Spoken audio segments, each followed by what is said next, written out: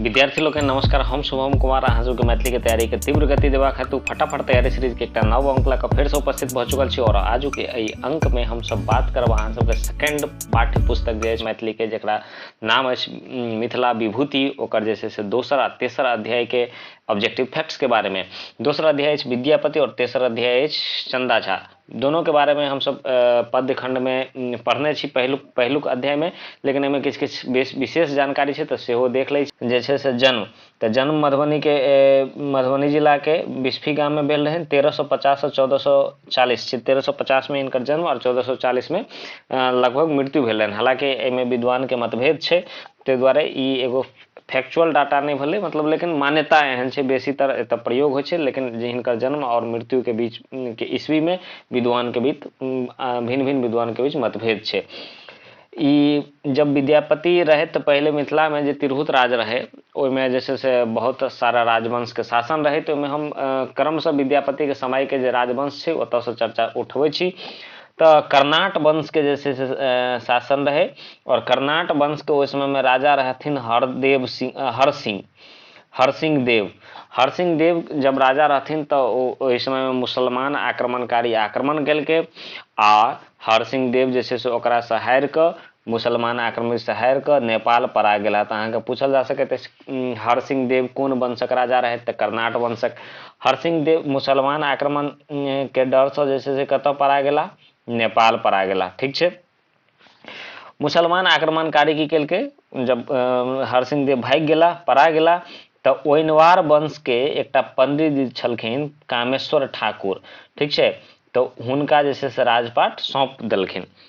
तो उ कौन वंश के रहे, ओइनवार वंश के। तो अहाँ के इहो पूछल जा सके मिथिला में कर्नाट वंश के बाद कौन वंश के शासन अले, तो ओइनवार वंश के। या इहो पूछल जा सके ओइनवार वंश से पहले कौन वंश के शासन रहे, तो कर्नाट वंश के। तो ध्यान में रखब, पहले कर्नाट फिर ओइनवार।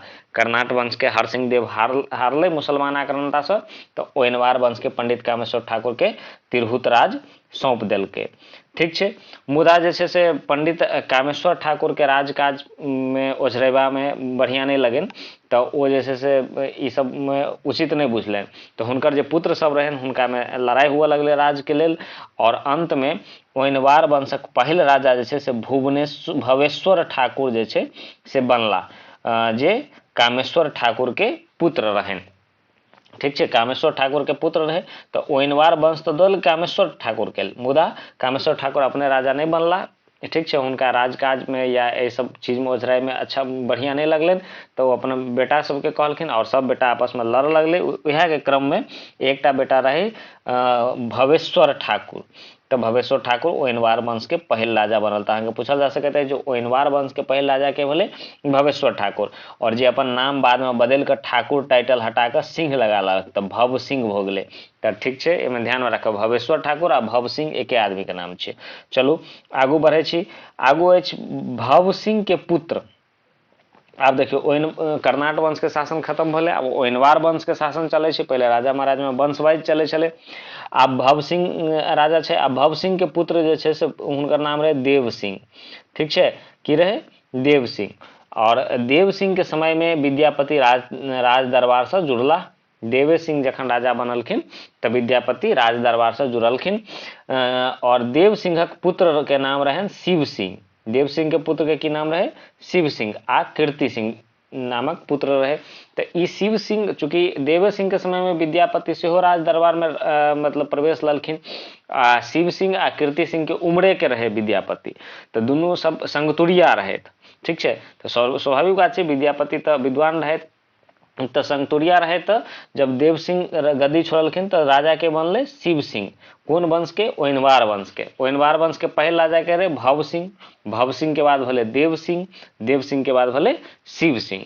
तो शिव सिंह के समय में जैसे चूंकि शिव सिंह आ विद्यापति संगी तुरिया रहे, तो शिव सिंह की केलखिन विद्यापति के जैसे से संगी तुरिया के रहे शिव सिंह आ कीर्ति सिंह। ध्यान में रखे विद्यापति के संगी तुरिया के रहे शिव सिंह आ कीर्ति सिंह। तो शिव सिंह की केलखिन विद्यापति के राज पंडित बना देलखिन अपना दरबार में। की बना देलखिन, राज पंडित बना देलखिन। मुदा विद्यापति प्रवेश राजघराना में किनका समय में कैलन, देव सिंह के दरबार में। तब इहो पूछल जा सके विद्यापति किनकर समकालीन रहे, तो देव सिंह आ शिव सिंहक। चलो लेखन भाषा जो विद्यापति के बात करी तो सब पहले हम सब पढ़ चुकल छी। संस्कृत, अबहठ आ मैथिली में लिखे छला, 3 गो भाषा में। अबहठ में हिनकर 2 गो जे छै रचना ओ महत्वपूर्ण छै, कीर्तिलता आ कीर्ति पत्रिका। संस्कृत में तो बहुत रास छै जे हम सब पदखंड में पढ़ने छी। और मैथिली में जे छै से मुख्यतः ई गीते लिखे छलथि, कियाकि जखन मैथिली में पहले तो संस्कृत में लिखे छलथि, लेकिन देखलखिन जे मैथिलियों में रचना हेबाक चाही, तो मैथिली में मैथिली के चेतना के या मैथिली साहित्य के विकास के लेल मैथिली में रचना केलनि। और गीत एहि दुआरे लिखे छलखिन जे मैथिली में मान लिया लोग जे से बहुत रास नहीं पढ़ल लिखल छै, तो कविता तो पढ़ले है लिखले है लोग पढ़ते ना, लेकिन गीतक रचना तो मूर्खो आदमी गीत लोग गबैत रास्ता पेरा में गबैत रहैत रहे विद्यापति के गीत सुनि कऽ।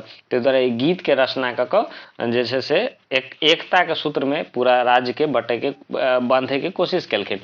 विद्यापति मैथिली में मुख्यतः 3 तरह के गीत लिखने छथि। तो कोन कोन 3 तरह के? पहला राधा कृष्ण से संबंधित गीत, ई प्रेम गीत थिक, राधा कृष्ण के प्रेमक चर्चा केने छै एहिमे।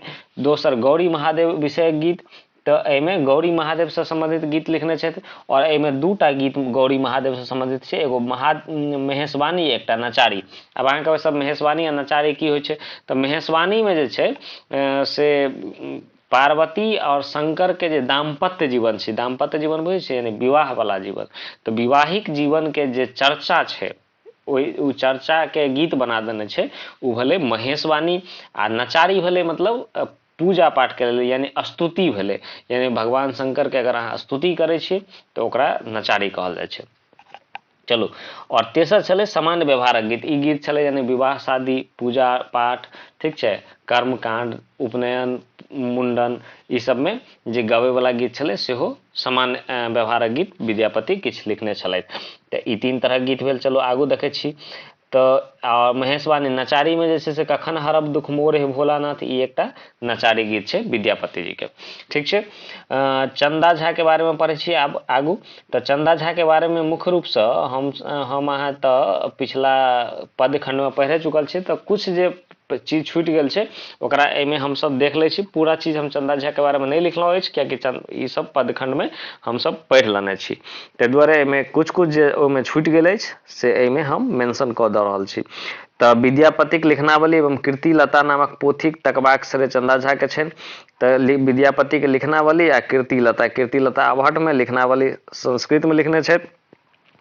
तो एकरा तकबाक जे छै से श्रेय किनका छनि? चंदा झा के छनि। महाराज कामेश्वर सिंह आ लक्ष्मेश्वर सिंह के दरबार में चंदा झा रहथिन। गोविंद दासक गीत संग्रह, चंदा झा एकटा और की काम की केलनि? रिसर्चर छलथि। तऽ गोविंद दास जे छलखिन हुनकर गीत के संग्रह केलनि, एक जगह इकट्ठा केलनि आ बाद में श्रृंगार भजन नामक पोथी में ए सब गीत के लिखलनि।